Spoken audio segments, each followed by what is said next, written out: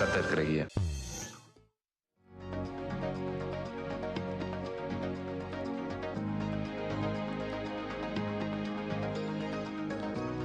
Live from New Delhi, you're watching DD India News Hour, India's voice to the world. I'm Mark Lynn. Namaskar. Coming up in the next hour. India will be holding the virtual G20 Leaders Summit on the 22nd of November this year. All member countries, African Union, 9 guest countries, and 11 international organizations invited. The second India-Australia 2+2 Defence and Foreign Ministerial Dialogue is set to take place in New Delhi on November 20. Ministers expected to discuss a wide range of strategic, defence and security issues. India's president expresses concern over deep fakes, says that the police officers will always have to be updated in the field of technology. She was addressing Indian police officers, probationers.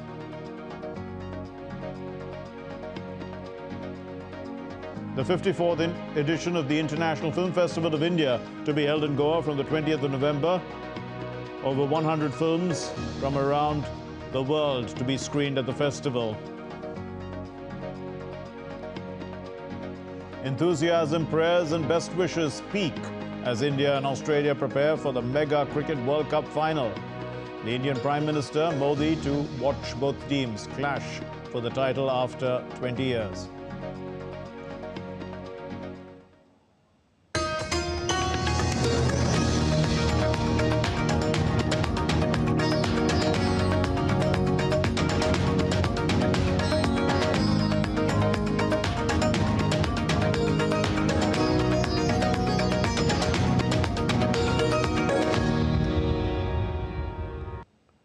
India will be holding the virtual G20 Leaders Summit on the 22nd of November. India holds the G20 presidency till the 30th of November this year. The meeting will be chaired by Prime Minister Narendra Modi. Leaders of all G20 member countries, including the chair of the African Union, as well as guest countries and heads of 11 international organizations have been invited. The virtual summit will take forward key outcomes and action points from the New Delhi G20 Summit Declaration and will also review developments since then. The meeting is expected to push for effective implementation of various G20 decisions. The deliberations of the second Voice of the Global South Summit, which was held on the 17th of November 2023, will also feature in the discussions. The Israeli army on Friday released footage of what it said are shoulder-fired missiles, mortar shells and weapons located inside a kindergarten in Gaza. According to the caption provided by the army in its Telegram post, its troops found dozens of mortar shells that were hidden by Hamas in a kindergarten in the northern Gaza Strip.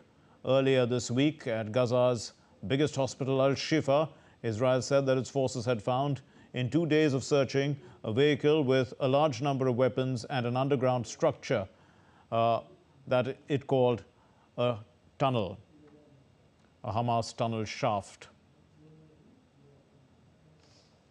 The Israeli Defense Ministry released footage on Friday demonstrating what it says is state-of-the-art Arrow missile defense system. The footage is said to show missiles launching to successfully intercept a target moving towards Israel over the Red Sea earlier this week. Israel's military said on Tuesday that it had used Arrow to intercept a missile near the Red Sea after air raid sirens had sounded in the southern port city of Eilat. The military said the projectile did not cross into Israeli territory. They did not say who had fired it.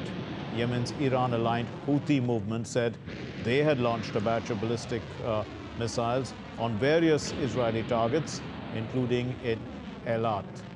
The Houthi movement has launched repeated missiles and drone attacks on Israel since the Hamas assault on Israel on October 7. All these missiles have either been shot down or have fallen short of their targets.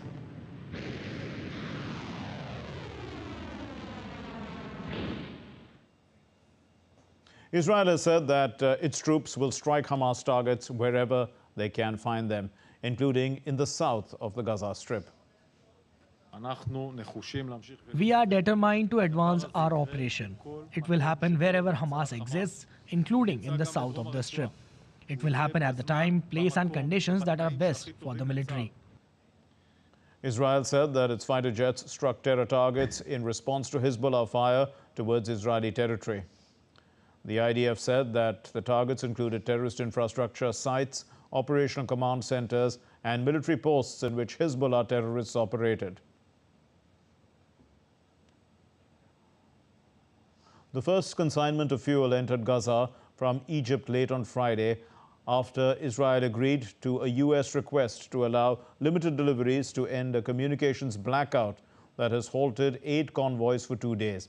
The U.S. government has said that the agreement amounts to around 140,000 litres every 2 days, 120,000 litres of which would be used to fuel aid vehicles, the others for humanitarian efforts, and the remainder will be to power communication networks. In fact, the telecom services have been partially restored in Gaza after the entry of the limited quantity of fuel through UN Relief and Works Agency. The War Management Cabinet responded to a special request by the United States to provide 2 tankers a day for the wastewater treatment facilities in the Gaza Strip, which are facing collapse due to the lack of electricity and the lack of ability to operate the sewage and water systems operated by UNRWA. The Turkish President Tayyip Erdogan met the German Chancellor Olaf Scholz on Friday. The Israeli-Hamas conflict took center stage, and both leaders were meeting in the hope of finding common ground on trade, migration, and defense, despite views that are far apart on the ongoing crises in both Ukraine and Israel. Now, during this joint press conference that followed, the German Chancellor Olaf Scholz showed his support to Israel, and he said that Israel has a right to self-defense.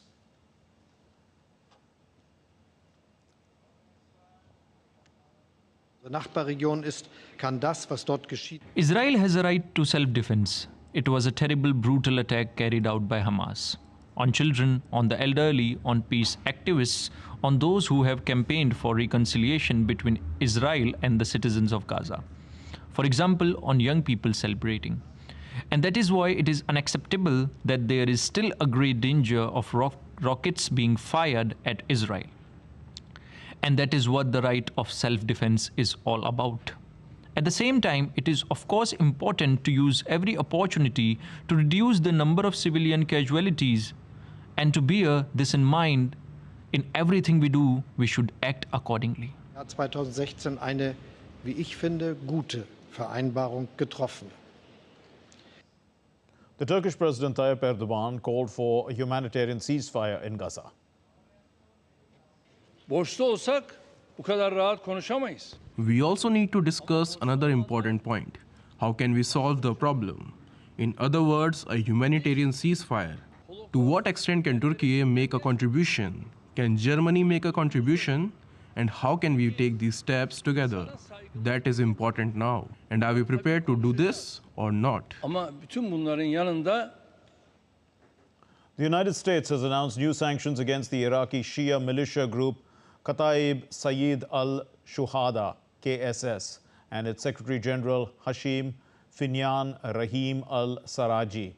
They have been designated as specially designated global terrorists. The U.S. Secretary of State Anthony Blinken, in a statement, said that the KSS terrorist activity has threatened the lives of both U.S. and global coalition to defeat ISIS personnel in Iraq and Syria. 6 individuals affiliated to Kataib Hezbollah group have also been sanctioned by the U.S. Treasury Department. Kiev is ramping up efforts to produce its own weapons amid concerns that supplies from the West might be faltering.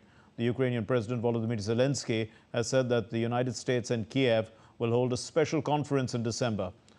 He also hopes that joint ventures with international armament producers can help revive his country's domestic industry.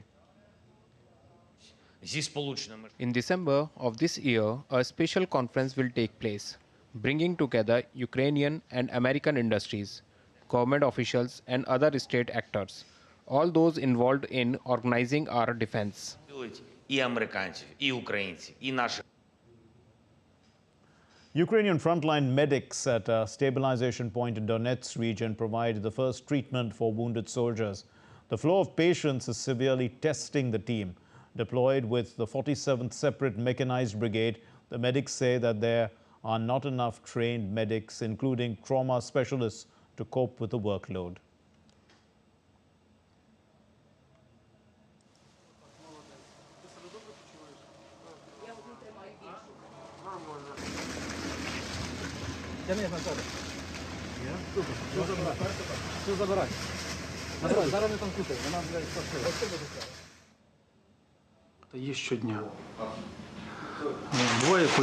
We manage here at our stabilization point, but when there is a huge influx of wounded, the work is very intense.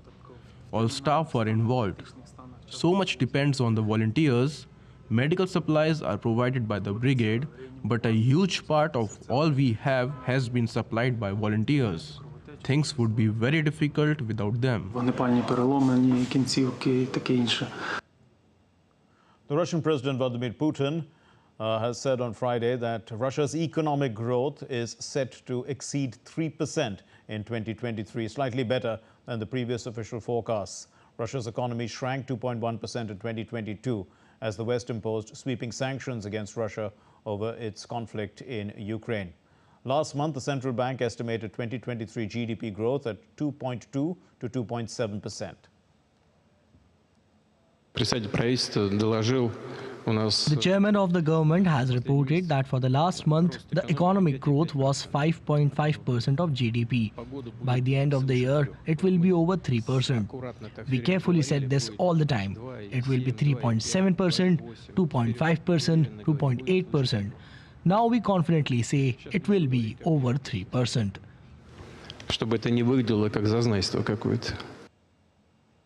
Finland ordered the closure of 4 border crossings with Russia as the government sought to stem an influx of asylum seekers that it says was caused by Moscow. Finland shares a 1,340-kilometer border with Russia that also serves as the EU's external border. According to the border guard, about 300 asylum seekers have entered Finland this week, most of whom are from Iraq, Yemen, Somalia and Syria. The Finnish government has accused Moscow of sending migrants to the crossings over the decision to boost defense cooperation with the US. Finland has also sent military aid to Ukraine.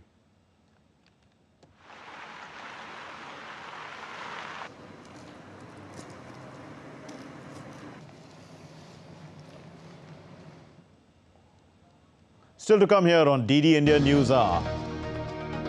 India and Australia to conduct 2+2 defense and foreign minister level dialogue.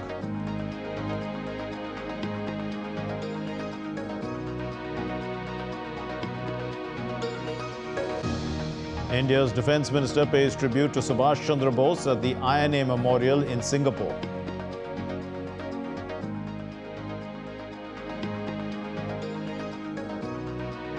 India's President Murmu inaugurates a 2-day international conference in New Delhi on what aerospace is going to be in 2047.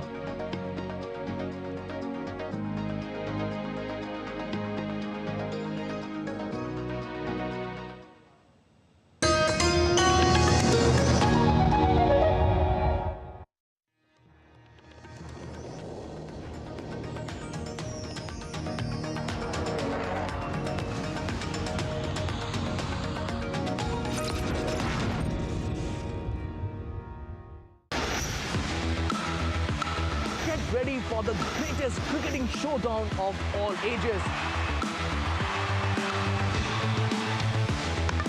After 45 grueling matches, the stage is set for the clash of titans.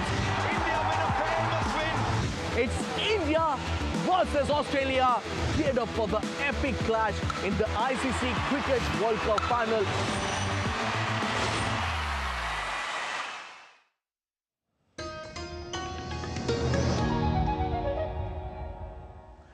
You're watching DD India News Hour. My name is Mark Lin. The second India-Australia 2+2 defense and foreign ministerial dialogue is scheduled to take place in New Delhi on November 20.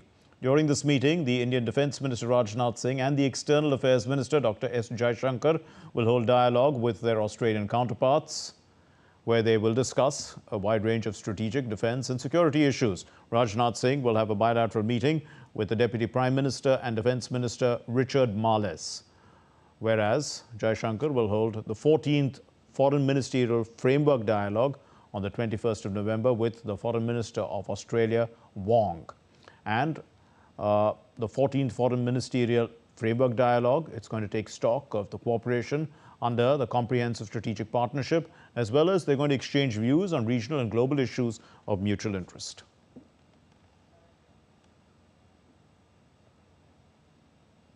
Well, after completing his tour to Indonesia, the Defence Minister of India, Rajnath Singh, paid a brief visit to Singapore on Saturday, and he paid tribute to Netaji Subhash Chandra Bose by laying a wreath at the Indian National Army marker over there.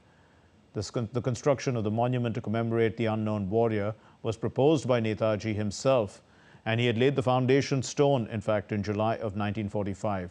In 1995, the National Heritage Board of Singapore erected the INA marker on the same spot as the original memorial.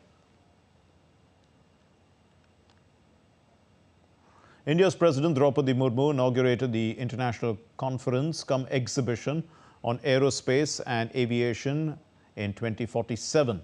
It's going on in the national capital in New Delhi. The two-day exhibition, it commemorates 75 years of excellence of the Aeronautical Society of India. It included the release of a compendium on India's 75 years of aerospace and aviation journey, as well as the vision document of 2047. Around 200 industries and MSMEs, including more than 75 startups, are showcasing indigenous capabilities at this exhibition.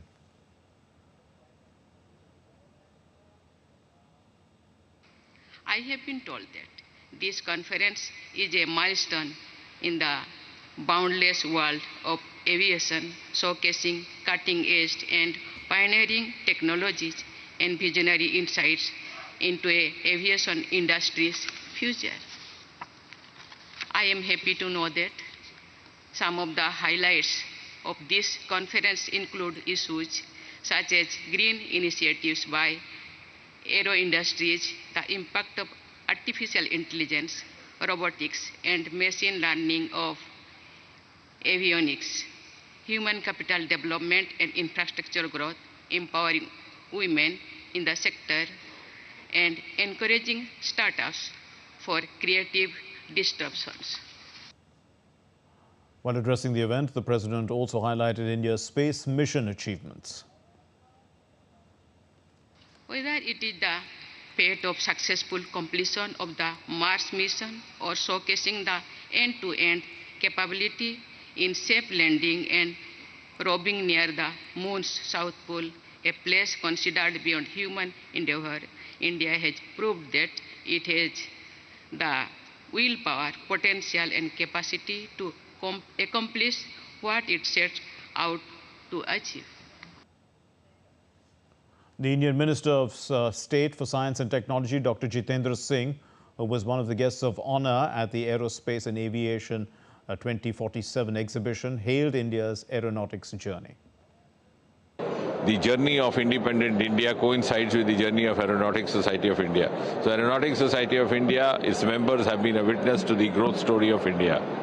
Within 3 years, we have more than 150 space startups. The first generation of them have already turned into entrepreneurs. Building on the success of the production-linked incentive scheme for mobile phones, the Government of India has approved the PLI Scheme 2.0 for IT hardware. The Indian Minister for Railways, Communications, Electronics and Information Technology, Ashwini Vaishnav, said that 23 out of the 27 approved applicants are ready to start manufacturing on day zero. The scheme covers laptops, tablets, all-in-one PCs, servers and ultra-small form factor devices. The government expects a total of 50,000 direct jobs and 150,000 indirect jobs to be created. Honorable Prime Minister had approved the PLI scheme for IT hardware, and within the very short time frame, I am very happy to announce that 27 companies have been approved for the PLI IT. The best part is almost 95% of these, which is I can give you the exact number actually, 23 out of these are ready to start their manufacturing on day 0. The growth of digital payments in India and the availability of various easy and convenient digital payment solutions have facilitated ease of living for citizens, financial inclusion, and the growth of business and economy. All pavilions at the India International Trade Fair are promoting cashless shopping through digital payments. DD India's Kriti Vadera reports. India International Trade Fair is showcasing variety of startups. Young entrepreneurs are encouraging payments via digital modes. Once customer is doing digital payment with such stress-free payment, thanks to Modi ji that they are promoting, he's promoting Digital India, and I am very happy with this online payment. Instant and convenient mode of payment, unlike cash, can be instantly transferred to the beneficiary account using digital methods. It's very convenient to keep a record and keep a track of the payments while accepting the digital payments. So it's very convenient for us as well. We accept only cashless payments through UPI, QR code, bank transfer, Paytm, etc. Because it is quite convenient, hassle-free, and quite feasible for us to accept in a trade fair. As well as in other business transactions, the merchant transactions through cashless mode are the most preferred mode of transaction for us. UPI payments enabled access to multiple bank accounts with a single mobile app, facilitating ease of payments. People like me don't carry cash, so we prefer just carry our mobile. We're gonna transfer it online. So I have received multiple customers based upon that. So I'm happy that I have put this product with me. Along with I am accepting all the kinds of digital payments. Digital payments across India are secure as multiple levels of authentication are required for making transactions. Kriti Vadera for DD India. Let's take a look now at other stories making the news. And to witness the World Cup cricket final, the former Australian cricketers Ricky Ponting, Adam Gilchrist and Matthew Hayden have arrived in Ahmedabad.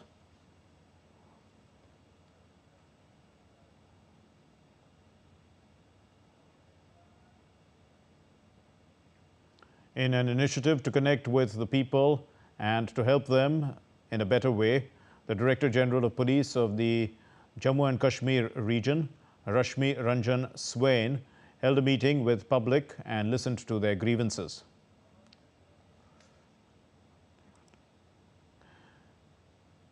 India's national capital, New Delhi, and the neighbouring states continue to witness toxic smog, with the air quality index exceeding 450 in some areas. Farm fires raged in nearby states. Despite a court-ordered ban, a plan to make rain via cloud seeding to battle the smog has been pushed back due to unfavourable weather.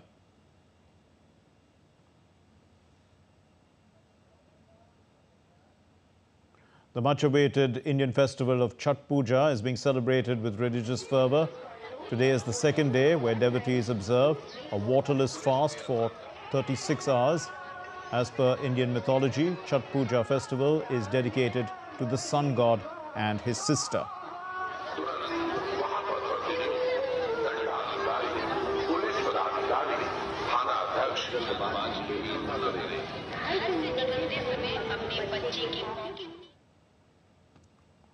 The Indian Navy is going to host an inter-command ocean sailing race from the states of Kerala, that's Kochi, to Goa, to encourage adventure at sea. The race is scheduled from the 22nd to the 26th of November under the aegis of the Indian Naval Sailing Association, based at the Naval Headquarters in the national capital, New Delhi. Now moving on to some assembly election-related news. The Indian Prime Minister Narendra Modi held a public rally in the poll-bound western state of Rajasthan today. He slammed the Congress government that's ruling in that state. The Prime Minister said that the party has sent the state to the top in the number of crimes. The Prime Minister also questioned the state government's commitment to women's safety. Assembly elections are to be held in Rajasthan on November 25 and counting of votes will be done on December 3. Congress जहां जहां आती है वहां वहां आतंकवादी, अपराधी और दंगाई बेलगाम हो जाते हैं। साथियों, कांग्रेस ने राजस्थान की महिलाओं के विश्वास को भी चकनाचूर कर दिया। जो मुख्यमंत्री खुद कहे कि महिलाएं रेप के फर्जी मामले दर्ज करवाती है, क्या वो महिलाओं की सुरक्षा कर सकते हैं? India's Home Minister Amit Shah held a rally in the southern state of Telangana today ahead of the November 30 assembly elections there. He reiterated the promise of making a backward classes leader the chief minister if the BJP comes to power, and would also provide free visits to the Ram temple in the Indian city of Ayodhya. Uganda hosts more refugees than any other country in Africa, but it's now threatening to shut borders to those fleeing war on the continent. Dwindling resources and underfunding to its aid programs is making it hard for the country's refugees to survive. Leon Seyangje reports. Margaret Atieng fled the war in Sudan 5 years ago. Ever since, the Rwamwanja refugee camp has been her home. Life I see is too hard to me. I see everything is hard. Like school for my kid is not okay. Even security for me is not okay. Even now, refugees like Margaret continue to arrive in the East African country, many fleeing conflicts in the Democratic Republic of Congo and South Sudan. Most seek shelter in camps in western and northwestern parts of Uganda. After a recent count, Uganda has close to 1.6 million refugees, making it Africa's largest refugee host nation. A drop in funding has affected the refugees' well-being, leaving many with no access to basic needs. The UN's refugee agency says about $800 million is needed annually over the next 3 years to meet the critical needs of refugees. Thousands living in these settlements need food and health care urgently. Category 1, those that you would call the acutely vulnerable, most vulnerable. Those that even when you give them, without support, they wouldn't, absolutely. They would never survive. And so that is the basis for the targeted programming. Uganda says the absence of adequate funding is taking a toll on its capacity to ensure all the refugees are able to survive. The UN's food agency, WFP, has since July this year offered a third of its food rations to at least 82% of the refugees, while 4% of all refugees have stopped receiving food assistance. The reality is that the World Food Programme has not been providing 100% rations in Uganda since 2020. And because our funding levels are as low as they are, we have to do two things. We have to prioritize those resources to the most vulnerable, and at the same time, do what we can to support those who are less vulnerable to achieve self-reliance. Last year, the country received less than half of the funding it needed to look after its refugee population. And further cuts are expected as WFP continues to struggle with a funding shortfall. More than $70 million is required by February 2024 to provide for Uganda's refugees. Money that could mean the difference between life and death for thousands like Margaret. Leon Sanyange in Uganda, reporting for DD India. Still to come here on DD India News Hour. We'll discuss the issues and concerns of deep fakes.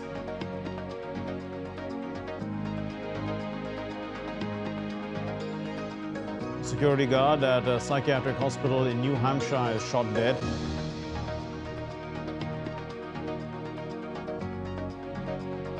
And the 20th of November to the 28th is when the International Film Festival of India in Goa will be taking place.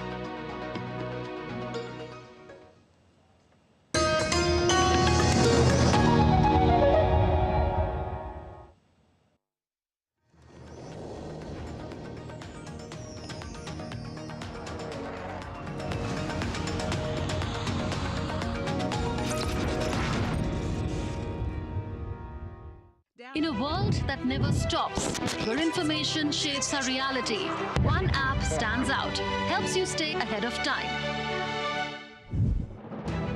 Introducing the DD India app, your gateway to a world of news right at your fingertips. Your most trusted source of news goes global, goes digital. Explore a world of options, top stories, live updates, in-depth analysis, and more. Stay informed wherever you are. Real-time alerts keep you ahead of the curve always.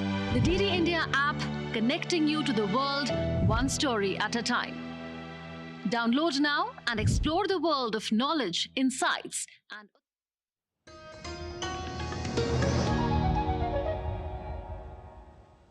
You're watching DD India News Hour. I'm Mark Lynn. Here's a recap of our main stories. India will be holding the virtual G20 Leaders Summit on the 22nd of November this year. All member countries, African Union, 9 guest countries and 11 international organizations invited.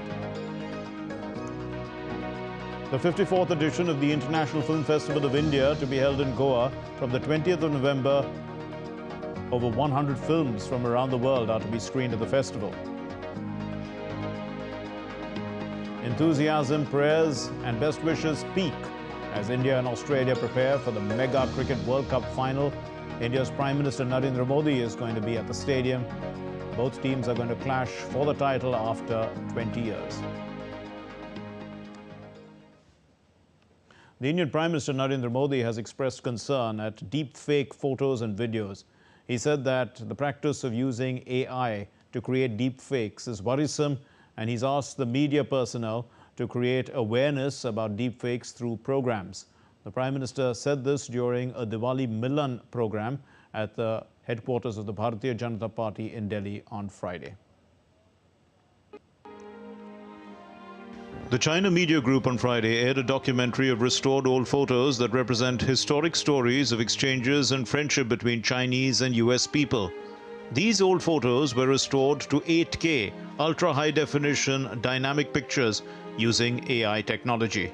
They cover the story of the Flying Tigers during World War II. While this restoration brings alive real history, contrast it with what is possible with similar technology to rewrite fake history. What is a deep fake? Superimposing another's face and voice into a real video is called deep fake. Deep fakes confuse people since they look real. Audio-visual editing technology is now commonly available to manipulate videos and photos. The programs use machine learning and AI or artificial intelligence. An ordinary person can replace his voice or even use the face of important personalities whose voice and face samples are in the public domain to create audio and video to suit the creator's script. The end product video with audio is a deep fake. Deep fake के कारण जो एक नया संकट आ रहा है, भारत का बहुत बड़ा वर्ग ऐसा है कि उसके पास वेरिफिकेशन के लिए या ऑथेंटिफाई करने के लिए कोई उसके पास पैरेलल व्यवस्था नहीं है। ये बहुत बड़े संकट की तरफ जाएगा समाज में, और शायद वो असंतोष की आग भी बहुत तेजी से फैला सकता है समाज जीवन की व्यवस्थाओं को, और ये बहुत मुश्किल काम होता है, बहुत मुश्किल काम होता है। The technology uses coder and decoder technology.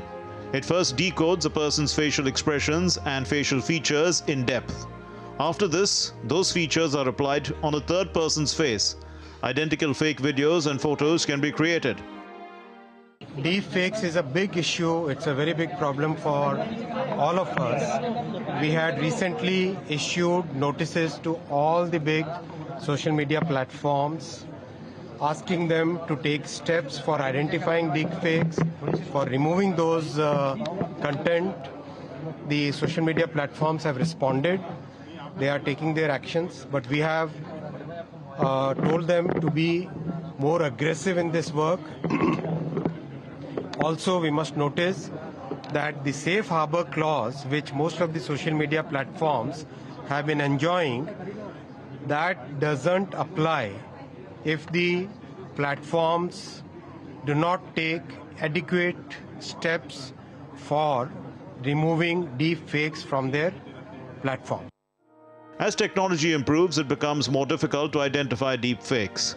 Currently, such videos can be identified by facial expressions, eyebrows, lip movements and mannerisms that are not associated with the person being copied. Bureau Report, DD India. Well, India's President Droupadi Murmu also expressed concern about deepfakes and asked young police officers to keep themselves up to date with the latest technologies to prevent their misuse. The President was addressing the Indian Police Service probationers at the Rashtrapati Bhavan in New Delhi today. नई नई technology और social media के प्रभाव से परिस्थितियां तेजी से बदलती है।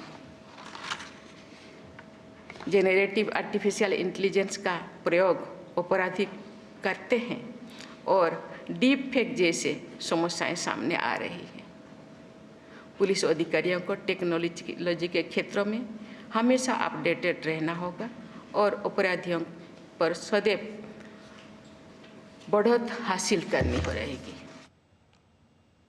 And Parag Sinha, Parag Singla, who's a professor and the head of the Department of Computer Science Engineering at IIT Delhi, Artificial Intelligence expert, is with us. Professor Singla, thank you for joining us now. Is it easy to spot a deep fake with technology? Yeah, so I think the technology is becoming more and more sophisticated. So this is a sub-area called computer vision, right, which is sort of at the core, and it is part of the generative AI. So I think a few years back, it was probably easy for a human to actually spot, and it has become much more difficult now. In fact, I was reading a paper where they say that the number of cases where a human can detect versus technology can detect, they are sort of comparable. So it has become fairly difficult now, and it's sort of at the point where we have to really think about how to use technology itself to detect such cases. Indeed, and you know, Google uses watermarking and metadata. How effective is that? Right. So I think that has been very effective till now. But again, I was reading some stuff, and there are techniques which probably can counter that. So I think what is happening in this area is that as technology, so the analogy I will give is spam and right, detecting the spam. Right, several years back, people were worried about spam, and the technology to detect spam also went forward. And right now, I think we are sort of at equilibrium. Yes. And that is the same thing that I see happening here. I was just reading, there is a paper from Hebrew University on archive, and they claim that there are certain features which probably may be difficult to for a human eye to detect, but the technology itself can compare the real sort of expression versus the artificial expression, and can do that. But I think the traditional technologies like watermarks and other things may be something we have to move beyond that and think about new technologies to discover deepfakes. Professor Singla, I mean, one can always question the veracity, timing, etc. of a potential deepfake video and who it benefits and all that to try and figure out whether it's fake or not. But, you know, what about the impact on more gullible people? That's the real concern, especially, you know, during an election time. Yeah, no, that's a real concern. I agree. In fact, that has been raised by our IT minister. Even Prime Minister himself has raised that. And I think what needs to be done is sort of demystify the technology, really educate people and orient people, that anything that we get on the web may not always be true.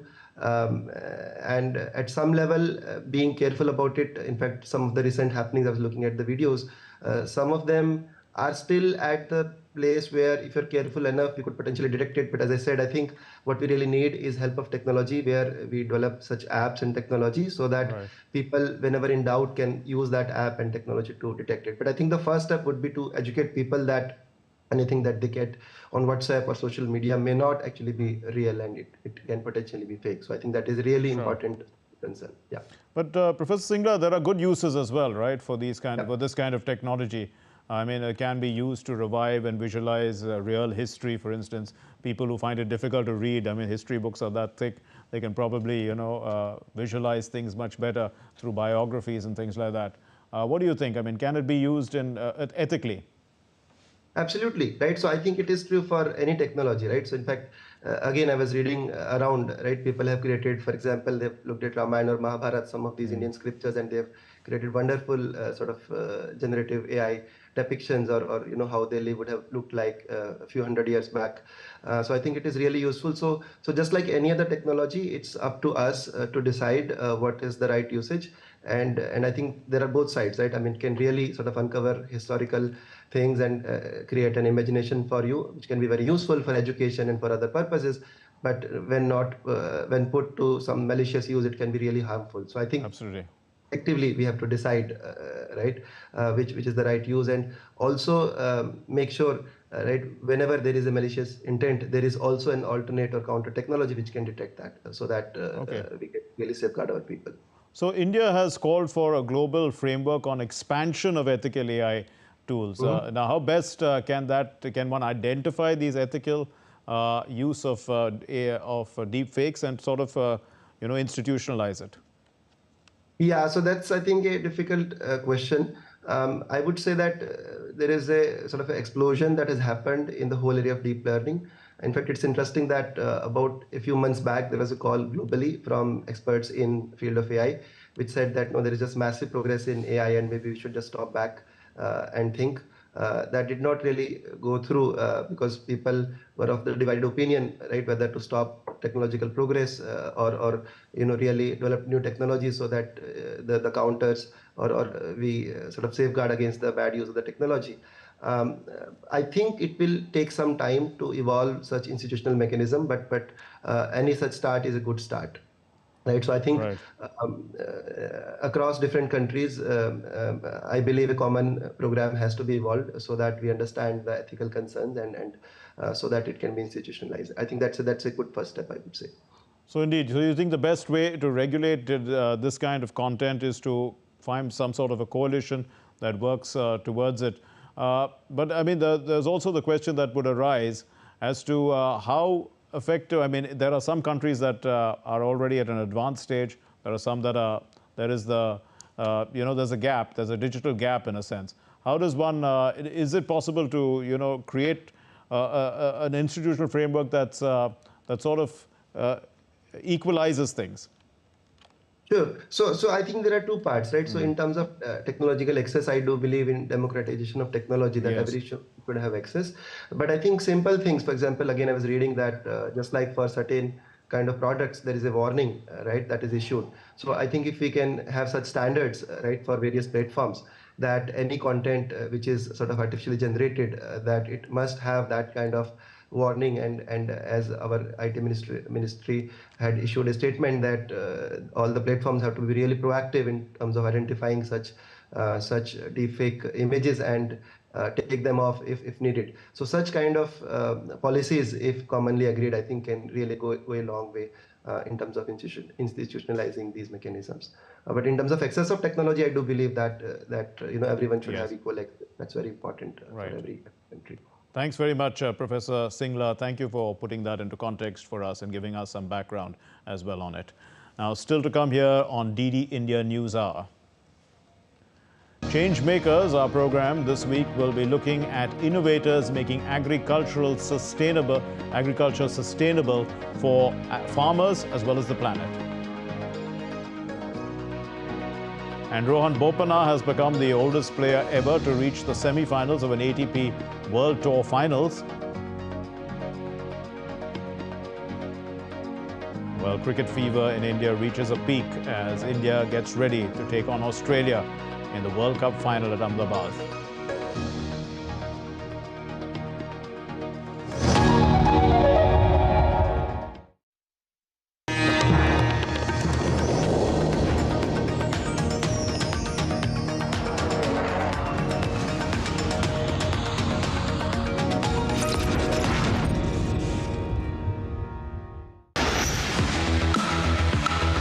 Ready for the greatest cricketing showdown of all ages.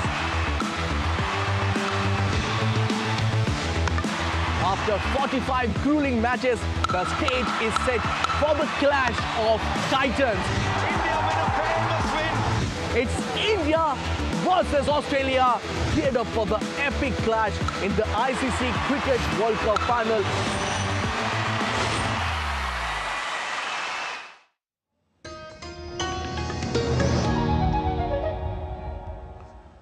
You're watching DD India News Hour. I'm Mark Lynn. Just hours after ChatGPT maker OpenAI CEO Sam Altman was ousted by the company's board, news came that the company's co-founder and president Greg Brockman would also be quitting his role. Brockman announced his departure on X. The OpenAI earlier also announced that Brockman was supposed to step down from the board's chairmanship. Earlier, for Sam Altman, the company said that the board had lost confidence in Altman's ability to lead. It also said that OpenAI's chief technology officer, Meera Murati, will now serve as the interim CEO, adding that it will conduct a formal search for a permanent CEO. The White House has accused Elon Musk of repeating a hideous anti-Semitic lie on his social media site X this week, calling it an abhorrent promotion of anti-Semitic and racist hate that runs against the core values of the Americans. Representatives of Musk or X could not be immediately reached for comment on the White House's statement. X earlier declined also to comment on Musk's post, which endorsed a post that actually falsely claimed the members of the Jewish community were stoking hatred against white people. Outcry over unchecked anti-Semitic content and commentary on X, some of it endorsed by the platform's owner Musk, reached a tipping point on Friday with large advertisers such as Apple, IBM and Disney pulling ads from the White House and also the White House chastising the billionaire. Meanwhile, several Tesla shareholders also spoke out against Musk, the chief executive officer of the company, Tesla, and they say that he should be suspended from that post. SpaceX's uncrewed spacecraft Starship, which was presumed to have failed in space minutes after lifting off on Saturday in its second test. Now, what's happened is that the spacecraft was designed to carry astronauts to the moon and beyond. The two-stage rocket took off from Elon Musk's Starbase launch site near Boca Chica in Texas, soaring nearly 55 miles above land on the scheduled 90-minute voyage into orbit. However, the rocket's super-heavy first-stage booster, which appeared to achieve a crucial maneuver to separate with its core stage, exploded over the Gulf of Mexico shortly after detaching, as seen in the SpaceX webcast. The core Starship booster carried further towards space, but a few minutes later, a company broadcaster said that the SpaceX mission controls suddenly lost contact with the vehicle. Waving Spanish flags, about 170,000 people marched through Madrid in the largest protest yet against an amnesty law which Spain's socialists agreed over Catalonia's 2017 separatist bid in order to form a government. The demonstrations took place 2 days after Spain's Socialist Prime Minister Pedro Sanchez won a 4-year term with the backing of Catalan and Basque nationalist parties in return for agreeing to the law. Authorities put the number of demonstrators at 170,000.